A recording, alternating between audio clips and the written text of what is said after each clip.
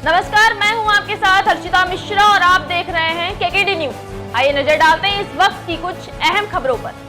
बहराइच में सीपीआई के नए कृषि कानून के खिलाफ राष्ट्रपति को संबोधित सिटी मजिस्ट्रेट को ज्ञापन सौंपा, जिसमें सीपीआई के जिला मंत्री ने बताया कि किसान विरोधी नए कृषि कानून के विरोध में विगत 9 महीने 5 दिन से आंदोलन चला रहे हैं, लेकिन केंद्र सरकार चुप है और किसानों का ध्यान नहीं दे रही है। उल्टे किसानों पर बब्बर लाठीचार्ज कर रही है, जो कि दंडात्मक कार्रवाई है। बताया कि सीपीआई की मांग है कि नए कृषि कानून को तत्काल वापस लिया जाए। वहीं करनाल का एसडीएम आयुष सिन्हा, जिन्होंने किसानों का सिर फोड़ने का आदेश दिया था, उन पर हत्या का मुकदमा चलाया जाए और उन्हें निलंबित किया जाए और मृतक किसान के परिवार को 25 लाख रुपए का मुआवजा और परिवार के एक व्यक्ति को सरकारी नौकरी और चोटिल किसान भाइयों को 2-2 लाख रुपए दिए जाएं।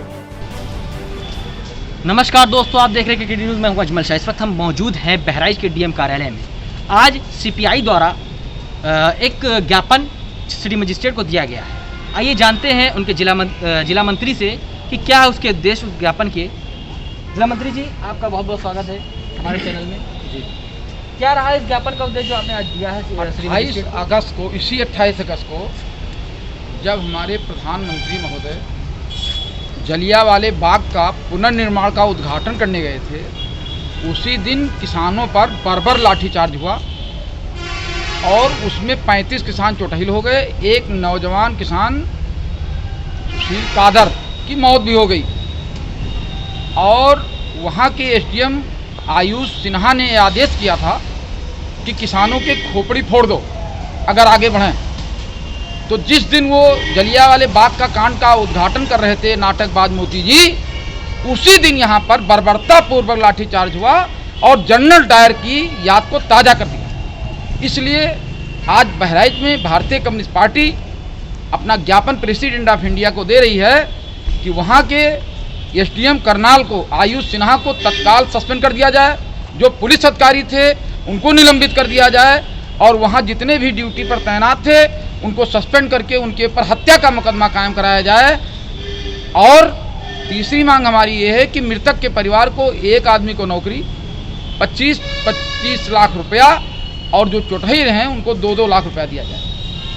सिटी मजिस्ट्रेट को ज्ञापन दिया है, क्या उद्देश्य है उसके? जो उद्देश्य है उसके ये है कि अभी 28 अगस्त को किसान हरियाणा के अंदर खट्टर सरकार का विरोध कर रहे थे। वो किसी भी मुद्दे को लेकर विरोध कर सकते हैं, ये हमारा कॉन्स्टिट्यूशनल अधिकार है, वो अलग का मुद्दा है। तो वो लोग जब विरोध कर रहे थे तो वहाँ का जो एसडीएम था, जनरल करनाल का एसडीएम जनरल डायर, उसने ये आदेश सुनाया अपने पुलिस अधिकारी और नौकरशाही को कि इन किसानों के सर फोड़ दिए जाए, इन पर लाठियाँ मारी जाए। ये घटना अगर हम कंपेयर करें तो हिस्ट्री में 1922 को जब जो चोरी चोरा कांड में किसान और मजदूर प्रदर्शन करते हुए गुजर रहे थे, तो उस चौकी के अधिकारियों ने, जो अंग्रेज अधिकारी थे, उन लोगों ने इसी तरीके से आदेश दिया था और किसानों पे, मजदूरों पे लाठियाचार्ज की थी।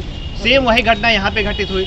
हमारे प्रधानमंत्री जी, जो खट्टर सरकार के गुरु भी हैं एक तरफ से, उसी दिन जलियांवाला बाग पुनर्निर्माण कार्य के लिए वहाँ गए हुए थे पंजाब में।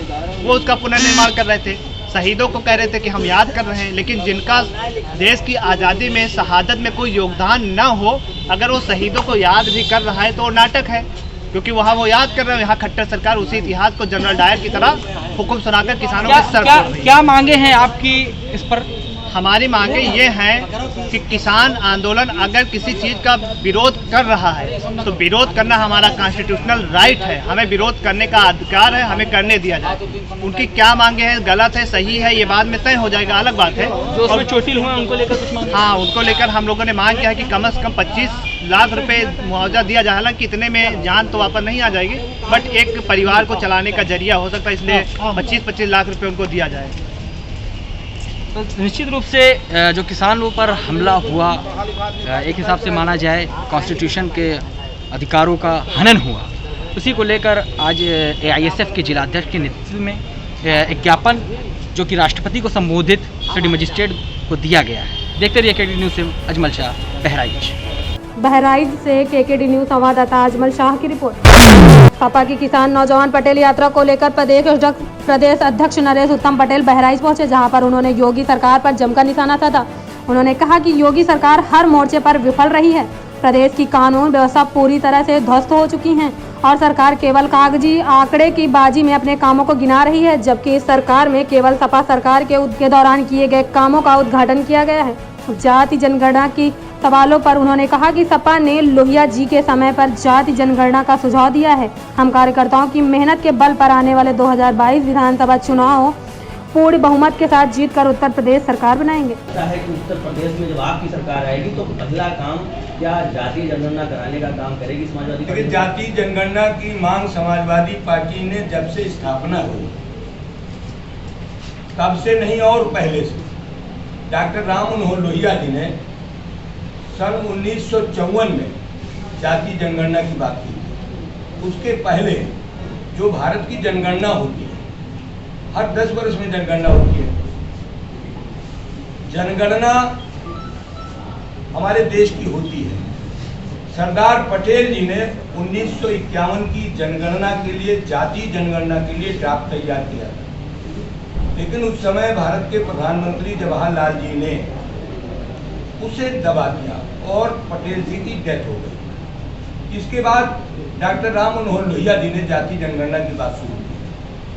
समाजवादियों ने हर 10 वर्ष में जो गणना होती है उसमें जातीय गणना की बात किया। जब आरक्षण के सवाल को लेकर समाजवादियों ने गरीबों को, कमजोर लोगों को, शोषितों को, पीड़ितों को, पिछड़े लोगों को, दलित लोगों को, अल्पसंख्यक भाइयों को बराबर लाने के लिए विशेष अवसर के सिद्धांत की बात की, तब भारत सरकार जो उस समय थी वो बात नहीं मानी और हर 10 वर्ष के अंदर जो गणना हुई उसमें जातीय गणना की मांग लगातार समाजवादियों ने किया। 1977 में जब जातीय गणना की बात आई तो जातीय गणना के हिसाब से मंडल कमीशन जो बना उसमें 1931 की जनगणना, जातीय जनगणना का पैमाना लिया गया। 1931 की जनगणना के आधार पर मंडल कमीशन की रिपोर्ट आई और मंडल कमीशन में 27% आरक्षण की पिछड़े वर्गों की व्यवस्था हुई। लेकिन दुर्भाग्य फिर कांग्रेस 1980 में आ गई। 80 में आने के बाद उसने जातीय जनगणना का कॉलम हटा करके गणना कराई। समाजवादी जब जब पार्लियामेंट के अंदर बोले हैं कि इस देश की जब 10 वर्ष में गणना होती है, जनसंख्या की गणना होती है, तो जातियों की गणना कर लो। जातियों की गणना करने से जिसकी जितनी हिस्सेदारी उसकी उतनी भागीदारी मिल जाए। इस बात को माननीय अखिलेश यादव जी ने लोकसभा के अंदर, प्रोफेसर राम गोपाल जी ने राज्यसभा के अंदर अभी इसी लोक सत्र में कहा।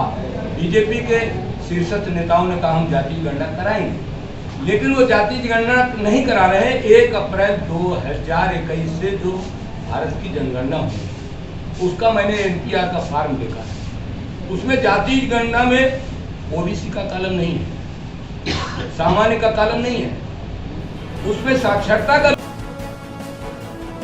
बहराइच से केकेडी न्यूज संवाददाता अजमल शाह की रिपोर्ट। इसी तरह की खबरों के लिए आप बने रहें हमारे साथ और देखते रहिए खबरों की दुनिया। और खबरों की दुनिया को लाइक, शेयर, सब्सक्राइब करना बिल्कुल ना भूलें।